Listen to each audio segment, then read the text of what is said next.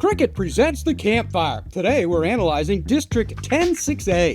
Teams in this 7-team district include Forney, Longview, North Forney, Rockwall, Heath, Royce City, and Tyler Legacy. Let's begin by taking a look at this district in our film session. There's a ton of talent packed into this 7-team district, and it starts with the reigning state semifinalist Longview. After moving up from 5A, the Lobos went 12-3 and swept through 106A with no losses. Longview's replacing a ton, but one thing the Lobos always have is team speed. That will be shown off the most on defense behind Kristen Williams on the line and Jasir Hampton-Williams at linebacker. But there are quite a few teams looking to dethrone the Lobos, including those Yellow Jackets from Rockwall. They return two-way stars Jack Duckworth and Jackson Stoner, who will create depth for the Yellow Jackets. Also, due to an injury to the starting quarterback, Brent Rickard got a lot more experience behind center than he thought he would. Heath is in year 2 with Rodney Webb, the former Rockwall coach, as their head coach now. And though they didn't make the postseason last year, they are primed to this fall. Sean Gary returns at receiver, where he caught 52 balls a year ago. Zeke Cannon will be a tackling machine at linebacker. North Forney returns a legend at quarterback, Legend Bay. He's truly dominant dual threat. With receivers like Elijah Otino and Bryson Thrower, Bay could be even more of an effective passer in that side of the game. Forney has all kinds of D1 talent, with Javian Osborne at running back, Nelson Peterson Jr. at quarterback, and Imani Jahil at wideout, but they will need to prove they have depth to make it back to the postseason. Royce City is not to be ignored here either. Quarterback Jamian Richardson and wide receiver Kamarian Clark should have the Bulldogs in the playoff hunt. Tyler Legacy will try to make some noise behind quarterback Zach Davis.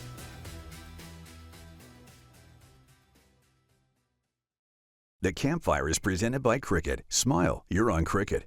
We love easy. 4. Yeah.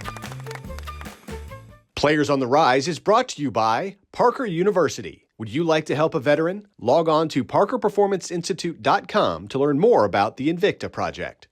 The Campfire is brought to you by Kubota, the #1 selling compact tractor in Texas. For details, visit gokubota.com. Kubota, because you can. For an even deeper look at 106A, here's producer Ward Fasold and insider Matt Diggs with the District Breakdown. All right, Diggsy, we're going 10-6A now. We're going from a 9-team district to a 7-team district. And the teams that made the playoffs there were pretty solid last year. They left one of the guys that we predicted to make the postseason on the doorstep there in Forney. Longview hit a lot of graduation. I mean, that's a state semifinalist, but they graduate a lot. But that's a team I don't think I want to knock on too much, man. I know you knocked on them a little bit at the beginning. You didn't really think they were going to win this district. They pulled it off. And what do you think about them? And then I want to hear about the Rockwall schools and Coach Shaver's North Forney Falcons. And Coach Fleener's Forney Jackrabbits. We got a lot to talk about, Ward. Fortunately, with only 7 teams, I get to talk a little bit longer, a little bit more in depth about these teams. But Longview last year was very disrespected by this podcast because we said that they might not make the playoffs. Like, how dare we say they might not make the playoffs? Because it wasn't that I thought that they were bad. It's just that everybody else, the depth of this district was so good. And, Boozy, like the Boozy name, he graduated. But, I mean, it seems like Longview has a Boozy every year. We had Taylor Tatum and now Boozy, and now we got his cousin coming back and Johnny Hamilton and Mason Washington and some really good players. And it's hard to replace 2,500 yards and 34 touchdowns, but they did it from the nation's #1 running back the year before. So I think that they can do some really good things this year. Well, remind us again, 1 through 7. I think everybody remembers, but remind us anyway, so we can finish it off. You Lobos, #1. North Forney, #2. Rockwall, #3. Rockwall Heath, #4. Forney, #5. Royce City, an up-and-coming team. Keep an eye on them, #6. Tyler Legacy, #7. We'll post the entire breakdown segment this Wednesday on our social media pages. Now, let's take a look at some game changers in our Players on the Rise, presented by Parker University. His name says it all, Legend. Legend Bay is looking to leave his legacy behind at North Forney. The dual-threat quarterback bounced around a couple high schools until he found a home at North Forney, and last year he certainly showed out. Bay threw for 1,400 yards and 13 touchdowns, while rushing for just under 2,000 yards and 28 scores. He's hard to get a read on behind center, and the North Forney coaches love it that way. Legend has committed to Tennessee. They've been talking about Forney running back Javian Osborne since he was a freshman, but he's looking to end his high school career with a bang. J.O. ran for over 2,200 yards and 39 scores as a sophomore, and last year as a junior, Osborne showed his toughness by playing with virtually one arm and still ran for 1,200 yards and 22 touchdowns. Fully healthy, this lethal back will look to add to his over 4,500 career yards before heading to Notre Dame for his college ball.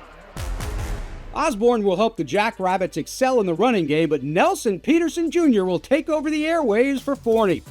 As a junior, Peterson threw for almost 2,300 yards and 26 touchdowns, while only being intercepted 5 times.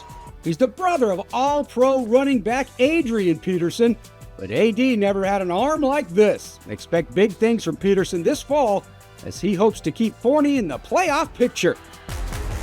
At Rockwall Heath, cornerback Quincy Jones is tough to complete a pass on for the Hawks. A first-team all-district selection, Quincy made 30 tackles while picking off 3 passes as a junior. He broke up 10 passes and was only targeted 49 times during Heath's 10 games. Look for another big year out of Jones as the Hawks look to make a postseason run. Switch to Cricket and get nationwide 5G, so you can post that epic ooh. If you switch, you also get a free phone, which you need. Welcome to getting more. Welcome to Cricket Nation. Smile, you're on Cricket. 75 years of made-to-order goodness. That's Whataburger. Goodness 24/7. The Campfire is brought to you by Kubota, the #1 selling compact tractor in Texas. For details, visit gokubota.com. Kubota, because you can. Our Ward Fasold cut up to North Forney head coach Marcus Shavers to talk about his Falcons in our Media Day segment. All right, Media Day, we are talking 10-6A. We are talking with Marcus Shavers, head coach over at North Forney. Coach, you had year 1 over there at North Forney, and you got them 2 rounds deep, just like they did the year before. Talk about your first year at North as a Falcons head coach, what you took out of it, and what you're hoping to build on that for the next couple of years here. Yeah, thank you. Thank you for having me on here, man. First of all, it was fast and furious. I got the job at the end of April. We got in the program, had to hire coaches, had to make sure we had equipment that we needed to go build a program. So we really got going in June, and thankful for the UIL giving us those hour a day that you can go work out, because we really utilized that throughout the summer to make sure that we were ready to go at the beginning of the season. And then, we took off. I mean, our kids came to work every day. They bought into it. They bought into the culture that we were trying to build, and it was a continuous, and it still is today, a continuous work in progress. But they competed. I think that was the biggest thing. A group of guys, we're in a fast growth area in Forney, Texas right now, and it's a fast growth school district, fast growth high school. And you had a lot of guys that had been playing together for a long time, and then you had some new coaches, and you had some new players, and you had to gel that and create that chemistry and that culture to go beat programs who are known for their culture. So I'm just proud of the way they went out there and competed to try to lay the foundation for what we're trying to do going forward. Good luck this season. Thank you for joining me, Coach. Thank you for having me. Appreciate you. You can catch the entire interview Friday on our social media channels. Hey, that'll do it for this week's Campfire. Next week, we take a deep dive into District of Doom 11-6A. Until then, have a great week, everybody.